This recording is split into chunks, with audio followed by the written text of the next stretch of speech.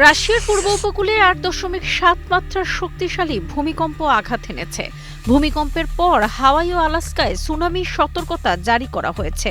বুধবার ভোররাতে যুক্তরাষ্ট্রের ভূতাত্ত্বিক জরিপ সংস্থা ইউএসজিএস জানিয়েছে, রাশিয়ার পূর্বাঞ্চলীয় পেট্রো পাভলোভস্ক কামচাটস্কি উপকূলের কাছে ৮.৭ মাত্রার একটি শক্তিশালী ভূমিকম্প আঘাত এনেছে। এরপর হাওয়াই ও আলাস্কায় সুনামির সতর্কতা জারি করেছে প্রশান্ত মহাসাগরীয় সুনামি সতর্কতা কেন্দ্র। রাশিয়ার কামচাটস্কির গভর্নর ভ্লাদিমির সোলোডভ সামাজিক যোগাযোগ মাধ্যম টেলিগ্রাম মেসেজিং অ্যাপের পোস্ট করা একটি ভিডিওতে জানিয়েছে, আজকের ভূমিকম্প ভয়াবহ এবং কয়েক দশকের মধ্যে সবচেয়ে শক্তিশালী। তিনি আরও জানান, প্রাথমিক তথ্য অনুসারে কোনো হতাহতের খবর পাওয়া না গেলেও একটি কিন্ডারগার্টেন ক্ষতিগ্রস্ত হয়েছে। ইউএসজিএস জানিয়েছিল, রাশিয়ার প্রশান্ত মহাসাগরীয় উপকূলে ৩২ মিনিটের মধ্যে ৩টি শক্তিশালী ভূমিকম্প আঘাত হানার পর সুনামির সতর্কতা জারি করা হয়েছে।